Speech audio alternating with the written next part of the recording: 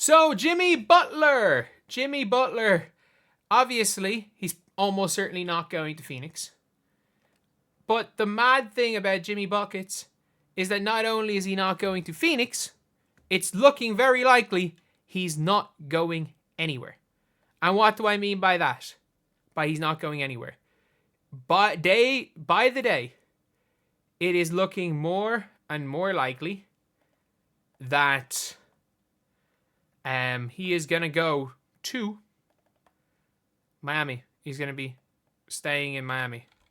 That is the reality of the situation, is that it's looking like he's going to be staying in Miami because Miami aren't going to screw themselves. And there is now a rumor that he's going to opt in next year. He becomes a lot easier to trade next year, in fairness, because like if he's not going to Phoenix, if he opts in for the entire season, he becomes way easier to trade. But still, like if you've seen some of the stuff about Jimmy Butler, like you see here, I know it's a report he's going to decline the player option from free agent, but when you have $52 million on the table, you have a home to go to, I think it would be more likely he opts into the contract and then see where we stand. So obviously they have the whole offseason to trade him. And then, yeah, according to Bobby Marks, there's a strong likelihood he's on the Heat roster past February 6th deadline. He picks up the $52 million player option. So if you're looking at Jimmy, I think he's going to lose this one. He's going to lose. Like you're even seeing it from more people like Anthony Chiang. Jimmy Butler rejoining the Heat has become more likely each passing day. The Heat had discussions with several teams in recent days regarding potential trade, according to the league source, but as of Saturday night, a deal was not close. And the reason is that it's the Bradley Beal no trade clause. That's literally what's happening. It is the Bradley Beal no trade clause. They can't do anything about it. And like Jimmy Butler is obviously doing everything he can to get out of Miami. Like he's there. See that? I gave you a compliment. That's what bosses do. We build you up, not break you down. I'm sorry, like Jimmy Butler is probably it's probably the first time he's been in that coffee shop speaking to those employees. But at the same time, like he's gonna have to show up and play.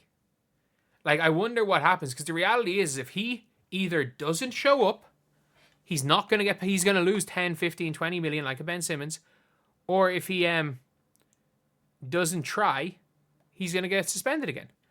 Like, let's take a listen here. The Jimmy Butler stuff is real. But what everybody has to wonder about is if they can't get that done soon, because Miami has turned down multiple offers. Mm-hmm. Many different variations of this trade that include Chicago, that include Milwaukee, that include Utah, that include other teams. Mm-hmm. If they're just not going to do it, and you're another team sitting there waiting, you got to wonder, what does Phoenix look like in 3 weeks when trade deadline comes? So that's my piece. That's what So that's an interesting one. I don't think when they're saying what does Phoenix look like, I'd say they're almost implying that, is someone else? Are other players going to be available from Phoenix? What did that team look like? I don't think that's going to be the case. I don't think anyone really is going to be available from Phoenix for a while anyway.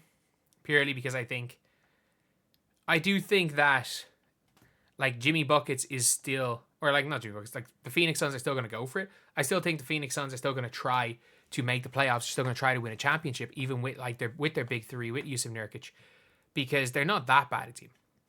Let's be real. They're not great, but they're not that bad a team. And we're still looking here now at Jimmy Butler probably going back to the Miami Heat. And I really do wonder what that looks like in the grand scheme of things. I wonder, in the grand scheme of things, what Jimmy back to Miami is going to do. Is it going to derail the Heat? Because I think the Heat have been looking pretty good. Like, I'm going to be honest here. I think the Heat have been looking pretty damn good. And I do think that the Dame package has been balling. If you guys don't know what the Dame package is, it's the freaking Hero, Jovic, Jaquez. Even though it was going to be Hero, Jovic, Jaquez, the pick that became Ware, a 2028 first round pick, a 2030 first round pick, and a pick swap. Like, that's what Dame's trade was going to be. But they just undervalued Hero.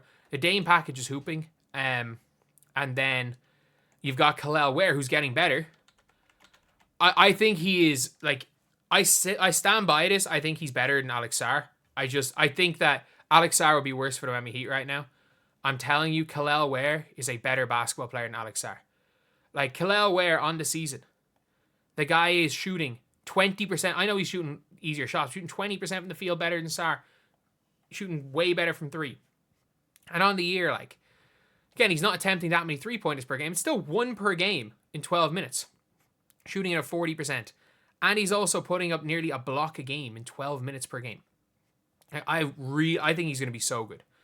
I don't think he's rookie of the year or anything, but I think Kel'el Ware is going to be a really good player. I think once he can get that jump shot a bit more consistent, I think you can play him beside Bam.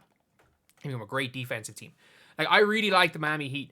Maybe not this year, but I like the Miami Heat when it comes to a lineup of a hero. Like, even if Jimmy comes back, if you've got the likes of Hero, you've got Jimmy, you've got Ware coming in, who I think is going to give him something in the playoffs. You've got Hakwes, you've got Jovic. Like, this is a team that I still think has a puncher's chance in the Eastern Conference if Jimmy just tries. If Jimmy just comes back and tries, they have a puncher's chance. The problem is Jimmy's going to literally, like, I reckon Jimmy Butler's going to take another suspension. I think he is. I think he's banking that, like, you know, oh, the NBPA will get him his money back. But the Heat are not suspending him without having reason to suspend him. Written reason why they're suspending him, which, according to Tim Hardaway Sr., they submitted to the NBA. So it's going to be a really difficult one for Jimmy to get out of. But when it comes to Jimmy, like, he's screwed himself. He really has screwed himself, because him doing all this makes it even less likely. It makes it even less likely he gets traded this season. And in the offseason, yeah, he'll be gone. He's got, like, in the offseason, he's on an expiring. Like, teams will take him. But, like, the reality is that I don't think a team was going to take Jimmy Butler if he wasn't going to re-sign for like, again, for just half a season. But if you can get him for a full season, maybe some team will take him in the summer and just be like, look, it's a big expiring contract. Maybe we'll be able to trade off, and maybe we'll be able to get someone for him because he's an expiring. But I think it could be a really interesting one in the offseason. But Jimmy showing that, you know, if he doesn't want to be there, he's not going to play. It's really harmed his own trade value. And look, if Jimmy comes and plays, as a Heat fan, it's like, I don't care if Jimmy Butler comes back or not. If he comes back and gives us a better chance at championship, cool. If he doesn't come back, cool.